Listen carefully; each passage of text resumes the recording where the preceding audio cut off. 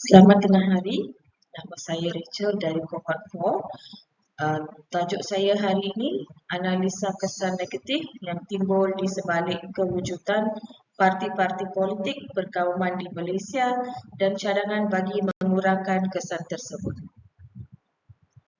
Pengenalan. Parti politik di Malaysia entiti tersusun terdiri ahli-ahli yang berkongsi ideologi, objektif dan prinsip politik sama. Parti ini memainkan peranan penting dalam sistem demokrasi negara kerana mereka bersaing dalam pilihan raya untuk mendapatkan jawatan dalam kerajaan.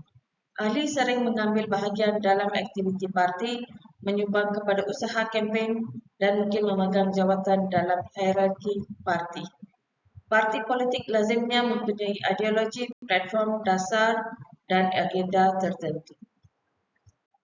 Bergantung kepada keputusan pilihan raya, parti politik boleh membentuk kerajaan jika mereka memenangi majoriti kerusi atau berkhidmat sebagai parti pembangkang jika mereka memegang lebih sedikit kerusi.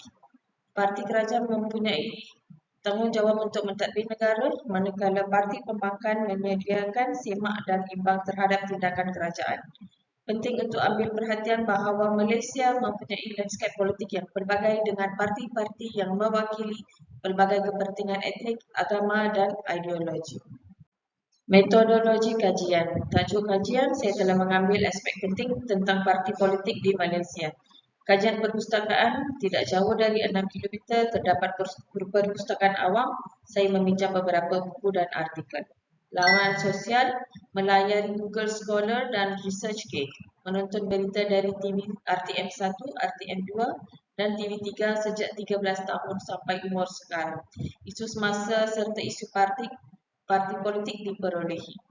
Temu bual, menebual seorang ahli politik iaitu bapa kawan saya dan dapat menambahkan informasi.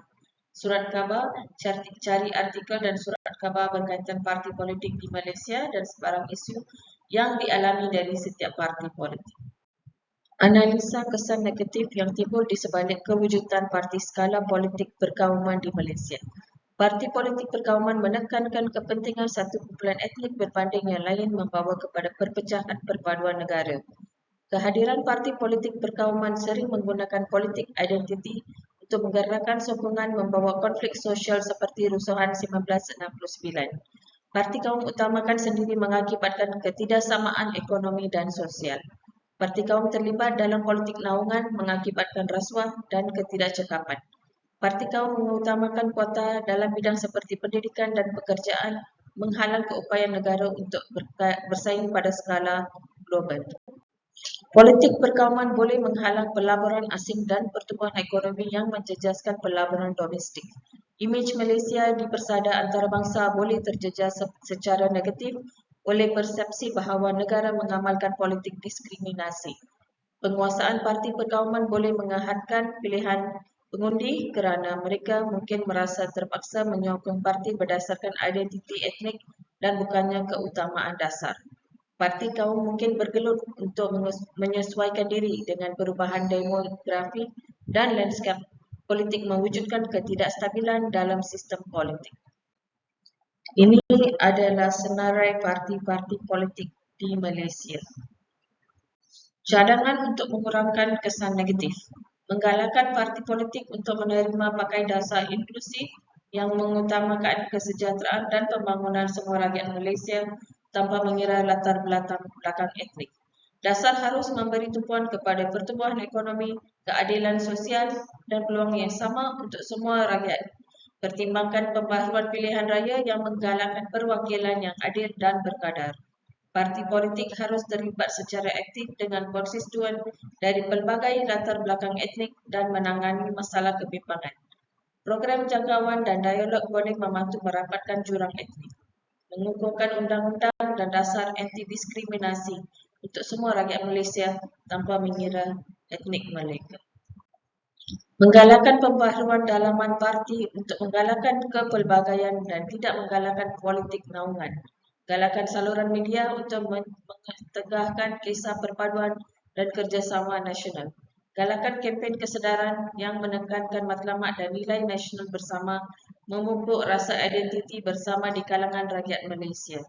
Menggalakkan parti politik membentuk gabungan pelbagai etnik berdasarkan objektif dasar bersama dan bukannya identiti etnik. Dengan mengambil langkah proaktif untuk menggalakkan keterangkuman dan perpaduan, Malaysia boleh berusaha ke arah lanskap politik yang lebih harmoni dan saksama. Kesimpulan. Dalam kesimpulan, parti politik memainkan peranan penting dalam sistem demokrasi Malaysia. Mereka mewakili pelbagai ideologi, kepentingan etnik, agama dan nilai politik dalam lanskap politik yang pelbagai. Walau bagaimanapun, kewujudan parti politik berkauman atau berdasarkan kaum telah membawa kesan negatif terhadap negara. Kesannya termasuk polarisasi etnik, ketidaksetaraan ekonomi, politik naungan dan perpecahan masyarakat.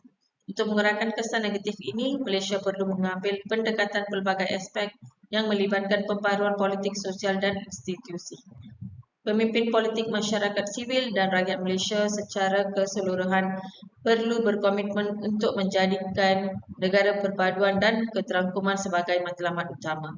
Dengan melakukan ini, Malaysia dapat bergerak ke arah lanskap politik yang lebih harmoni dan adil untuk semua rakyat. Ini adalah rujukan-rujukan saya.